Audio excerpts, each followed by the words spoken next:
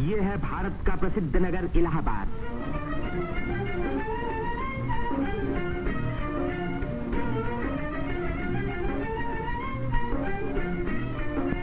यहीं पहल उत्तर प्रदेश में एक विश्वविद्यालय की स्थापना हुई। इसी वजह से ये नगर उत्तर प्रदेश की शिक्षा और सभ्यता का केंद्र माना जाता है। पंडित मदन मोहन मालवीय, पंडित गोविंद वल्लभ पंत और अनेक प्रतिभाशाली व्यक्ति इसी विश्वविद्यालय की देन हैं, जिन पर आज देश को गर्व है। ये है हमारे प्रधानमंत्री पंडित जवाहरलाल नेहरू का निवास स्थान, आनंद भवन। भारतीय राजनीति का ये एक प्रमुख केंद्र रहा है। इस नगर को तीर्थराज प्रयाग भी कहते हैं। यहीं गंगा और जमुना का संगम है। इसी संगम में गुप्त सरस्वती नदी भी आकर मिलती है। इसीलिए इस स्थान को त्रिवेणी संगम कहा जाता है। त्रिवेणी बहुत पुराने जमाने से भारत का एक पवित्र स्थान माना जाता है। सृष्टि की रचना की शक्ति प्राप्त करने के लिए यहाँ ब्रह्मा ने यज्ञ और तपस्या की। लक्ष्मी की प्राप्ति के लिए विष्णु ने भी यहीं तपस्या की। यहीं स्नान करके भगवान शंकर ने त्रिपुर राक्षस के वध करने की शक्ति प्राप्त की और यहाँ महात्मा बुद्ध ने संसार को सत्य का संदेश भी सुनाया। समुद्र मंथन के बाद जयंत के अमृत का घड़ा लेकर जाते समय एक अमृत कण छलक कर यहाँ गिरा और तभी से इस स्थान पर कुंभ मेले का महान पर्व आरंभ हुआ। इस वर्ष भारत का सबसे बड़ा कुंभ मेला इसी स्थान पर हुआ। इस मेले में लगभग 1 करोड़ व्यक्ति त्रिवेणी में स्नान करने के लिए आए। सदियों की गुलामी के बाद स्वतंत्र भारत का ये पहला कुंभ मेला था। त्रिवेणी में स्नान करके तन, मन और आत्मा को शुद्ध करने के लिए ही यात्रियां आते हैं। योगी और सन्यासी, गरीब और अमीर सभी प्रकार के लोग यहाँ इकट्ठे होते हैं। कुंभ मेले के मौके पर देश के नर नारी एक दूसरे के धार्मिक विचारों से परिचित होते हैं। धार्मिक संस्थाएं योगी और सन्यासी यौगिक क्रियाओं को दिखाते हैं।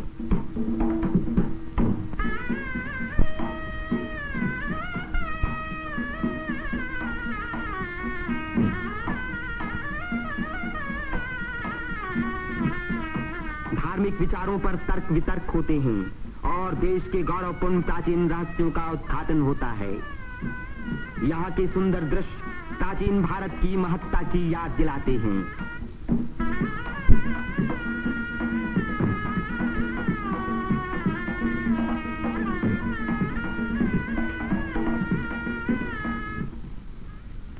मेले के धार्मिक रूप के अलावा उसके दूसरे दृश्यों में सुंदरता और स्वतंत्रता का रंग चमक रहा था। रंग बिरंगी चूड़ियां, देवी देवताओं की मनमोहिनी मूर्तियां,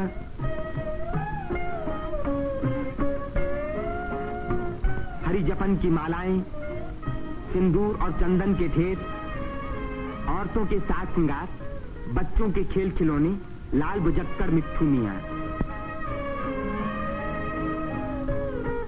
तीर्थ यात्रियों की सुविधा और सुरक्षा के लिए और स्वतंत्र भारत के इस महान पर्व को सफल बनाने के लिए उत्तर प्रदेश सरकार ने अपनी ओर से कोई कसर उठा न रखी। मेला शुरू होने के कई महीने पहले से ही सरकार की ओर से तैयारियां शुरू हो गई थीं। उबड़ खाबड़ जमीन को समतल बनाने के लिए बुलडोजर जैसी बड़ी बड़ी मशीनों से जमीन की सतह ठीक की गई।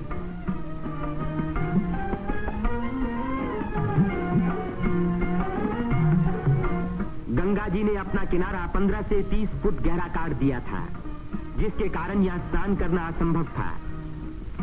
बुलडोजरों ने इन किनारों को सपाट बनाया, जिससे तीर्थ यात्री यहाँ सकुशल स्नान कर सके। जिस काम को 1000 आदमी 3 महीने में खत्म नहीं कर सकते थे, उसी को 6 बुलडोजरों ने 15 दिन में पूरा कर दिखाया।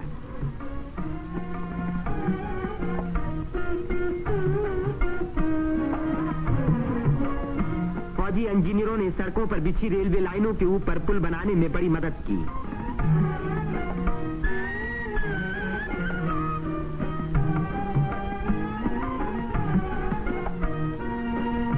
इससे रेलों के आने जाने के समय भीड़ सड़कों पर कभी न रुकी, बल्कि लगातार त्रिवेणी की ओर बढ़ती रही।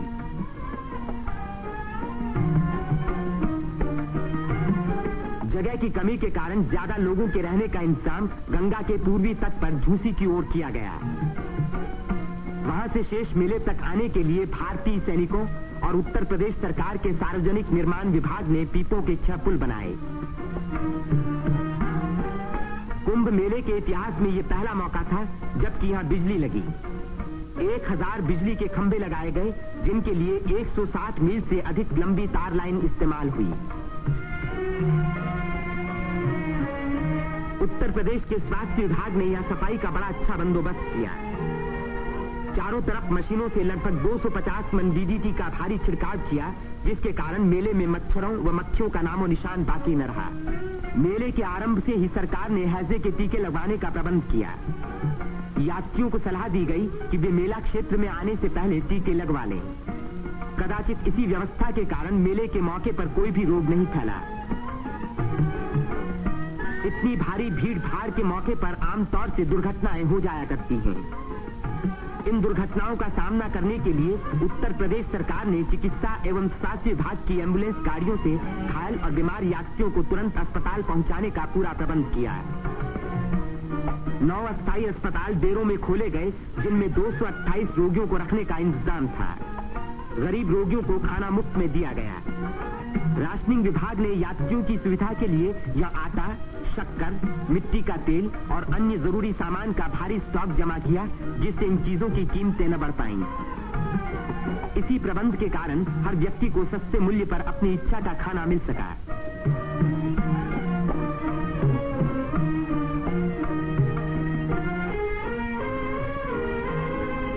सेवा समिति, अग्रवाल समिति और भारत स्काउट्स एंड गाइड्स जैसी स्वयंसेवक संस्थाओं ने यात्रियों के मार्ग निर्देशन, उनकी सुरक्षा और घायलों का प्राथमिक उपचार किया।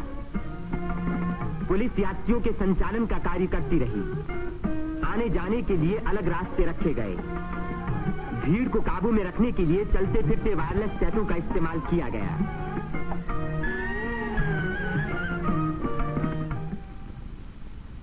भूले भटके लोगों को खोज निकालने और उनको उनके घर वालों तक पहुंचाने का खास इंतजाम किया गया।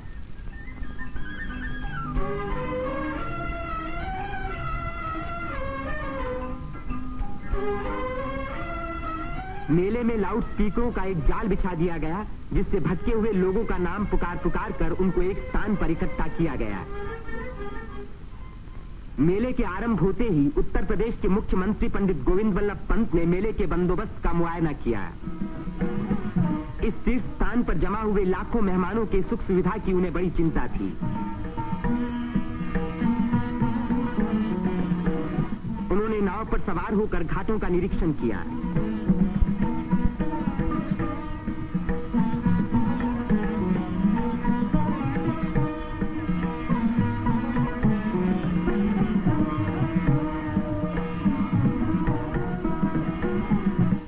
पीपे के पुलों को भी देखा। ये अखाड़ा जो ऐसे ही एक पुल को पार कर रहा है, पुल की मजबूती का सबूत है।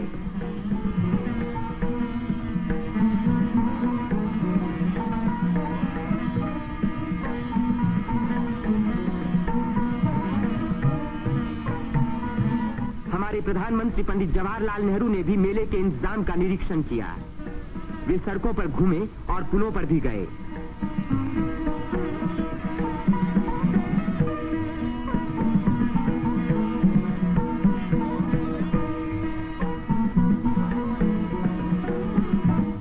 अन्य स्थानों को भी देखा भाला।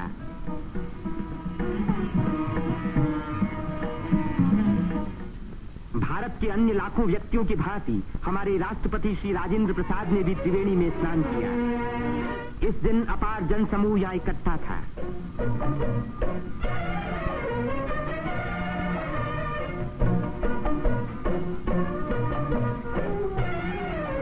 हर घाट पर लोगों की भीड़ स्नान कर रही थी।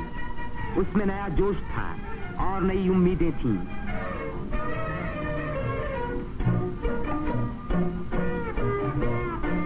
ये दृश्य जाहिर कर रहा था कि इस भीड़ की महान रचनात्मक शक्ति के कारण देश का भविष्य उज्जवल है। उसकी इसी शक्ति के कारण हमारी उन्नति के बड़े से बड़े कार्य अवश्य सफल होंगे।